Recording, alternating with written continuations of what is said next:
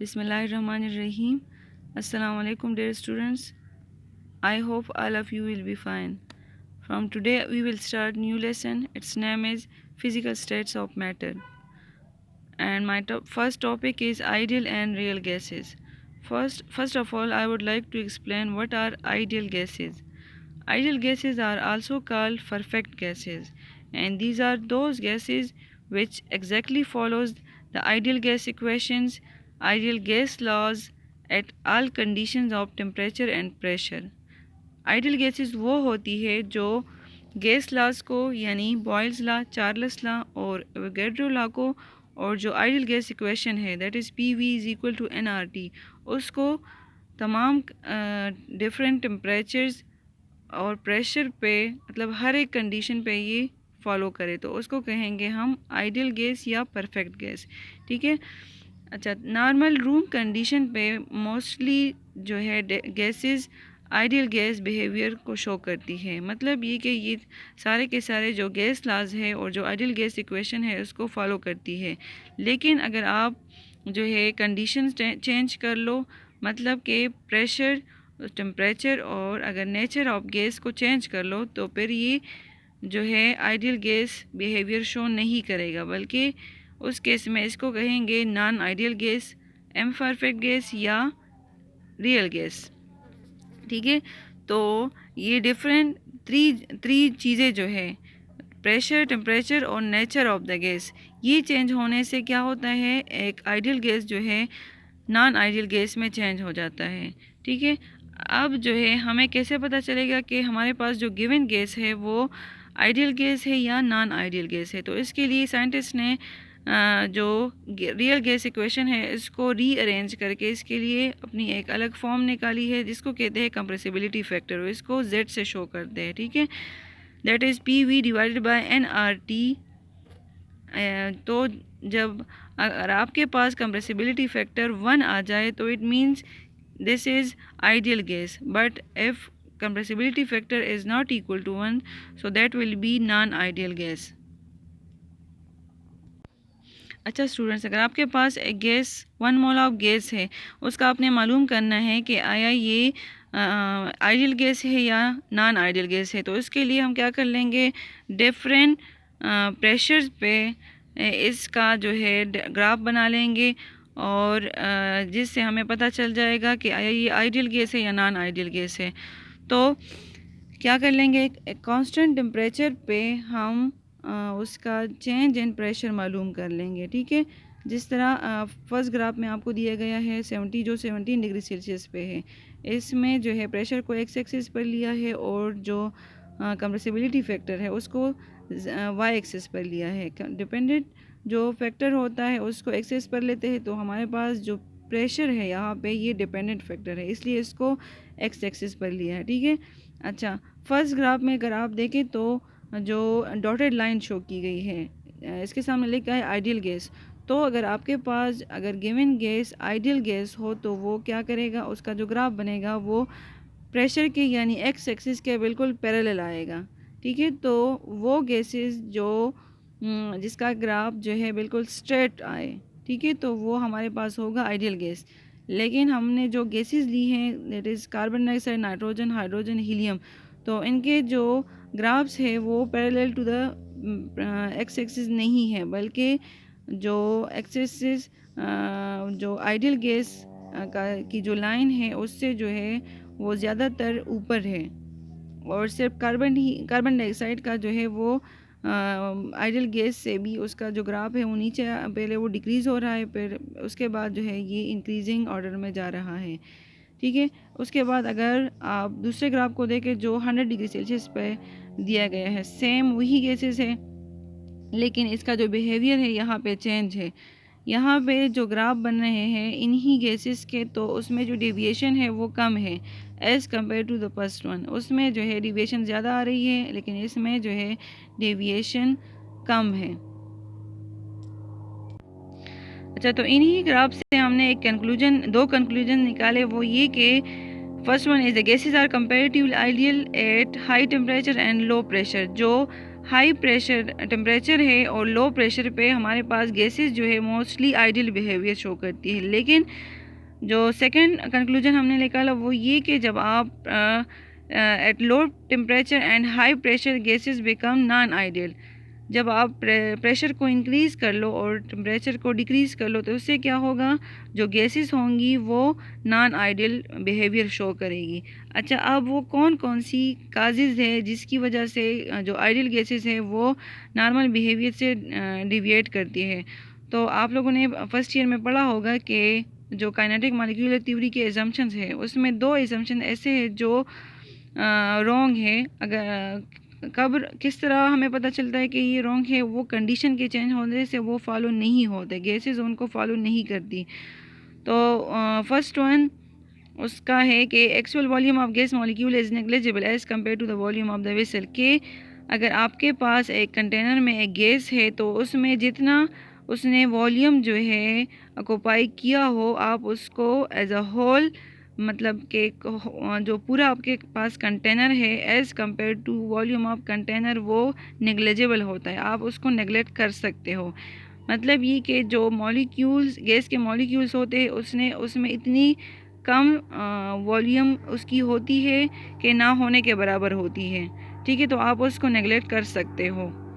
दूसरा इसका kinetic molecular theory का एग्जाम्पशन था कि जो फोर्स मॉलिक्यूल्स ऑफ गैसेस होती है उनमें फोर्सेस ऑफ अट्रैक्शन ना होने के बराबर होती है। ठीक है, तो ये जो दोनों पोस्टुलेट्स है ये लो प्रेशर पे और हाई टेम्परेचर पे ये फॉलो होती है। गैसेस जो है इसको फॉलो करते हैं, लेकिन अगर आप कंडीशन चेंज कर लो, टेम्परेचर को डिक्रीज़ कर लो और प्रेशर को इंक्रीज़ कर लो तो उससे क्या होगा, यही जो दो एग्जाम्पशन है फिर ये फॉलो नहीं होते। अच्छा, अब क्यों जो है ये एग्जाम्पशन फॉलो नहीं होते, तो इस टेम्परेचर और प्रेशर के चेंज करने से क्या होता है, जो इफ़ेक्ट ऑफ प्रेशर होगा।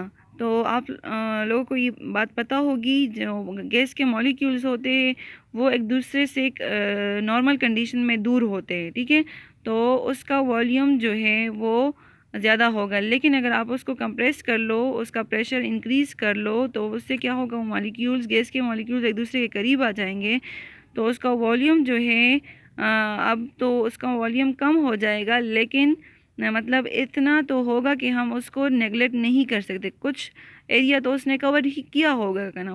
वॉल्यूम क्या होता है, वो जो जगह उसने घेरी हुई होती है उसको कहते हैं वॉल्यूम। ठीक है, तो जब आप उसको प्रेशर उस पर गैस के मॉलिक्यूल्स पे प्रेशर इंक्रीज़ कर दो तो उससे क्या होगा, वो गैस मॉलिक्यूल्स एक दूसरे के करीब आ जाएंगे तो उसका जो कवर्ड वॉल्यूम होगा वो आप उस केस में फिर नेगलेक्ट नहीं कर सकते। दूसरा उसके जो फोर्सेस ऑफ अट्रैक्शन उसमें होती है, तो जब आप गैस मॉलिक्यूल्स के को प्रेशर इंक्रीज़ कर लो तो उससे क्या होता है, जो उन मॉलिक्यूल्स के दरमियान में जो वंडर वाल फोर्सेस होती है वो एक दूसरे तो फोर्सेस ऑफ अट्रैक्शन उसमें पहले से मौजूद होती है, लेकिन जब मॉलिक्यूल्स एक दूसरे के करीब आ जाते हैं तो वो फोर्सेस ऑफ अट्रैक्शन और भी उसमें इंक्रीज़ हो जाती है, फिर वो नेग्लिजिबल नहीं रहती। तो ये दो टर्म्स इसमें आ जाते हैं कि जो इसका वॉल्यूम है फिर वो नेगलेक्ट नहीं रहता, और जो उसका फोर्सेस ऑफ अट्रैक्शन है वो भी नेग्लिजिबल नहीं होती, बल्कि उसमें कम होती है फोर्सेस ऑफ अट्रैक्शन, लेकिन वो मौजूद होती है। अच्छा, तो इसके लिए वंडर वाल ने क्या किया, इसके लिए एक इक्वेशन डिराइव की जिसको कहते हैं वंडर वाल इक्वेशन। उसमें दो उसने करेक्शंस किए। First one is volume correction and then pressure correction. अच्छा, वॉल्यूम करेक्शन में क्या था, वॉल्यूम करेक्शन में वंडर वाल ने क्या किया, थ्री तरह की टर्म्स ले ली। First, V free is equal to V vessel minus B molecule. इसका क्या मतलब है, मतलब ये कि जब आप इस वो वॉल्यूम मालूम करना चाहते हो जो मॉलिक्यूल्स ने ऑक्यूपाई नहीं किया, जो फ्री वॉल्यूम है, तो उसको कैसे मालूम करोगे, उसको जो वेसल का जो कंटेनर का पूरा वॉल्यूम है, टोटल वॉल्यूम है, उससे जो है जो वॉल्यूम मॉलिक्यूल ने कवर किया हो उससे माइनस कर लो, तो उससे आपको क्या क्या मिल जाएगा, जो वॉल्यूम आपके पास फ्री है। ठीक है। फ्री मीन के जो मॉलिक्यूल ने कवर नहीं किया कंटेनर में, आपके पास गैस मॉलिक्यूल्स है, उसमें आपने मालूम करना है कि इसका वॉल्यूम, फ्री वॉल्यूम कितना है। तो वो आप कैसे मालूम करोगे? उसको टोटल वॉल्यूम ऑफ वेसल से टोटल वॉल्यूम ऑफ मॉलिक्यूल उसको माइनस कर लोगे तो उससे आपको वी फ्री मिल जाएगा, ठीक है। So V free is equal to V vessel minus V molecule. For example अगर आप वी फ्री को वी कंसिडर कर लो, उसकी जगह वी ले लो, और फिर जो है वी मॉलिक्यूल की जगह बी ले लो। आपके पास एक 1 मोल ऑफ गैस है, तो उसमें यही इक्वेशन एक दूसरा फॉर्म इख्तियार कर लेगा, वो होगा v is equal to V vessel minus B. अच्छा, अब b इसमें क्या है? b is called effective volume of gas molecules.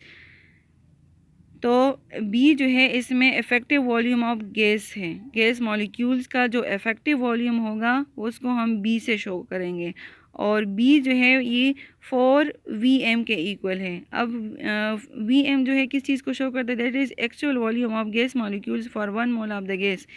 कि अगर आपके पास 1 मोल ऑफ गैस हो और उसका अगर आपने एक्चुअल वॉल्यूम मालूम करना हो, तो आप उसकी जगह लिखोगे Vm, और ये b is equal to 4Vm। इसका अपनी एक पूरी जो है डेरिवेशन है, नेक्स्ट बुक में जो है पेज नंबर 41 पे आपको दिया गया है, लेकिन आपके कोर्स में ये शामिल नहीं है, तो आप जस्ट इसी तरह कर लो कि b is equal to 4Vm and Vm stands for actual volume of gas molecules for 1 mole of the gas, ठीक है।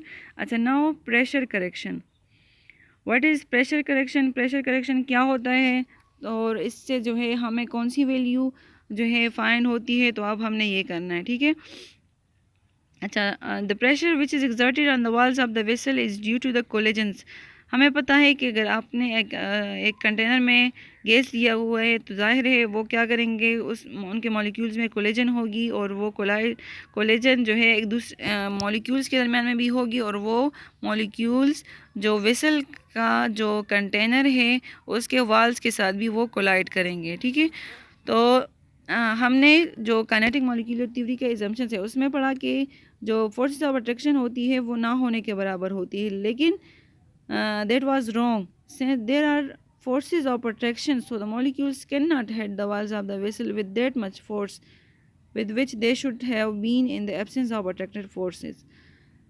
तो मॉलिक्यूल्स के बीच में अट्रैक्टिव फोर्सेस होती है, जिसकी वजह से वो इसी तरह फ्रीली जो है कोलाइड नहीं कर पाते, बल्कि वो उसमें जो है उसको रेजिस्टेंस मज़ाहमत जो है पेश आती है, वो जो वेसल है उसके वाल्स के साथ कोलाइड होने में, ठीक है। तो इसी तरह वो फ्रीली जो है उस जो वेसल है उसके वाल के साथ कोलाइड नहीं हो पाते, ठीक है। So it means that the pressure being observed on the walls of the vessel is a little bit less than the ideal pressure। ideal pressure मतलब कि ये जो मॉलिक्यूल्स है ये फ्रीली जो है वेसल के वाल्स के साथ फ्रीली कोलाइड करते हैं, लेकिन नॉर्मल कंडीशन में इस तरह नहीं होता। तो हमारे पास P observe is equal to P ideal minus P lesson. Lesson mean के उसमें जो अट्रैक्टिव फोर्सेस है उसकी वजह से जितनी उसमें कमी आएगी, तो P ऑब्जर्व उससे हमें मिल जाएगा। हम टोटल जो प्रेशर है उससे P लेसन को माइनस कर देंगे, जिससे हमें P ऑब्जर्व मिल जाएगा। अच्छा, अब फॉर एग्जांपल हम P ऑब्जर्व को जो है P से शो कर ले, या P लेसन को जो है P प्राइम से डिनोट कर ले, तो ये फर्स्ट इक्वेशन जो है इस फॉर्म में आ जाएगी। P is equal to P I mean P ideal minus P prime, ठीक है। अब हमने क्या किया, इसको रीअरेंज किया है। पी आई को मतलब पी आइडियल कि हमारे पास जो फर्स्ट केस में जब हमारे पास अट्रैक्टिव फोर्सेस नहीं थी, तो उस केस में प्रेशर जितना था, so P I is equal to P plus P prime, ठीक है। अब जो है इसमें पी प्राइम की वैल्यू ली गई है, P prime is equal to A over V square. अब जो है ये a divided by V square ये किस तरह आया है, इसकी एक्सप्लेनेशन हमने करनी है कि ये किस तरह जो है वांडर वाल ने इसको डिराइव किया है।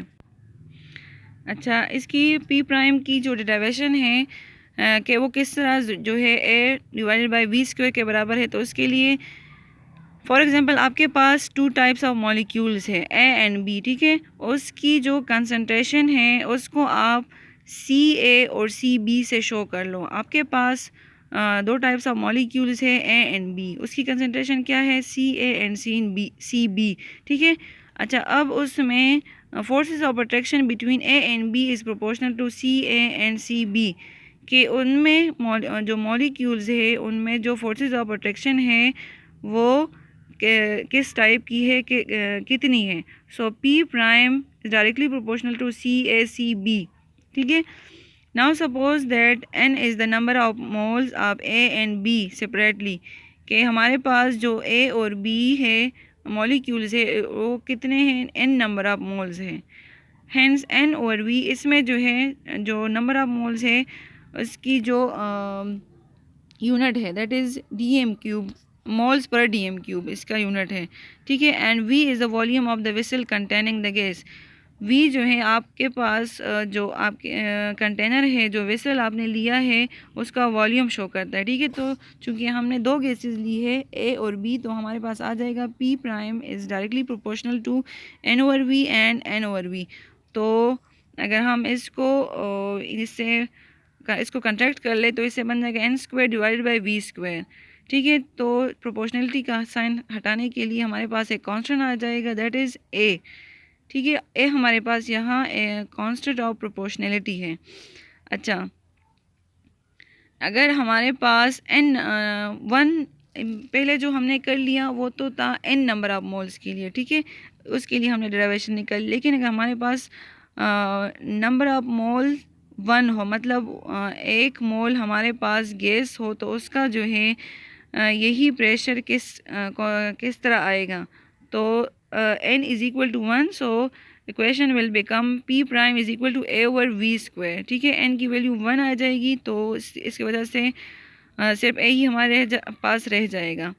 अच्छा, अब हमने प्रीवियस इक्वेशन डिराइव की थी जो पी आई के ideal pressure of ideal gas, तो वो किस तरह थी, P I is equal to P plus P prime, ठीक है।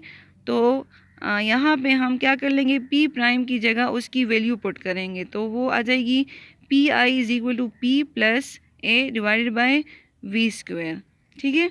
अच्छा, अब ये ए जो है हमारे पास ये क्या है, A is the coefficient of attraction. A जो है यहाँ कोएफिशिएंट ऑफ अट्रैक्शन को शो करता है, ठीक है। And in other words it is attraction per unit volume. Per unit volume पे मतलब आपके पास जो वेसल में जो मॉलिक्यूल्स ऑफ गैसेस है पर यूनिट पे जितनी अट्रैक्शन होगी तो उसको जो है हम कोएफिशिएंट ऑफ अट्रैक्शन कहेंगे और इसको ए से शो करते हैं, ठीक है।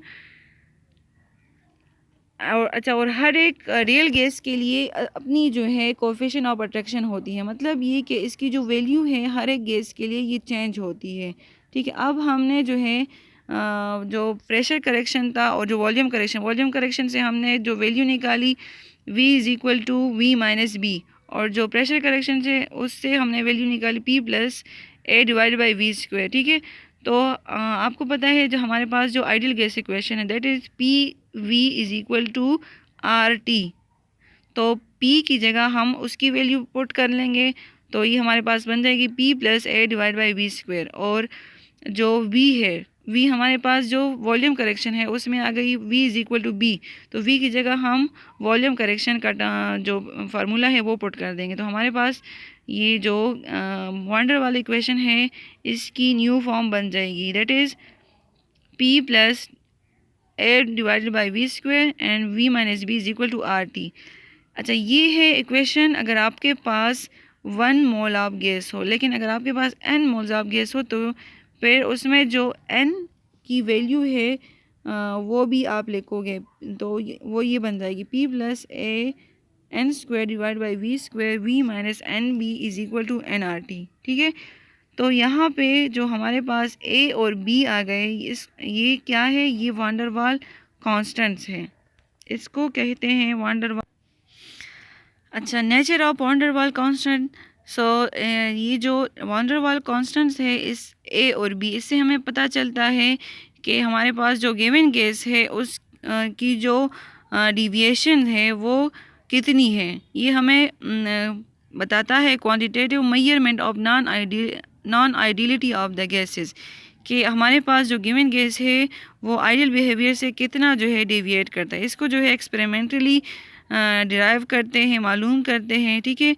और इसकी जो है अपनी एक सूटेबल कंडीशन ऑफ टेम्परेचर और प्रेशर होती है, जिस पे के मुताबिक जो है इसकी वैल्यूज़ जो है निकालते हैं, ठीक है। and the values of A and B depend on the nature of the gas and the units of volume and temperature। अच्छा, जो आपके पास वैल्यू आती है A और B की, तो ये डिपेंड करती है नेचर ऑफ द गैस पे और जो यूनिट्स आप लेते हो वॉल्यूम और टेम्परेचर की, ठीक है। तो इन दोनों की वजह से फिर ये चेंज हो सकती है। अच्छा, now the last topic is units of A and B के। ए और बी जो वान डेर वाल कांस्टेंट्स है, इसकी जो यूनिट्स है वो क्या है। सो फर्स्ट जो है हम प्रेशर के लिए यूनिट्स निकालेंगे। तो वो हमने पढ़ लिया जो प्रेशर है, जो प्रेशर करेक्शन में हमारे पास जो लास्ट इसकी जो है मैथमेटिकल फार्मूला आता है, that is P prime is equal to A N square divide by V square, ठीक है। तो हम इसको रीअरेंज करके क्या निकाल लेंगे, इसे v जो है एक साइड पे कर लेंगे तो हमें एक इक्वेशन न्यू फॉर्म में मिल जाएगी इसकी रीअरेंजमेंट से, ठीक है। तो वो होगी a is equal to P prime V square divide by N square, ठीक है। तो जो प्रेशर है इसका यूनिट है एटीएम यानी एटमॉस्फेयर, और जो वॉल्यूम है इसका dm क्यूब है। तो चूँकि v स्क्वायर है तो हमारे पास ये होल स्क्वायर में आ जाएगा।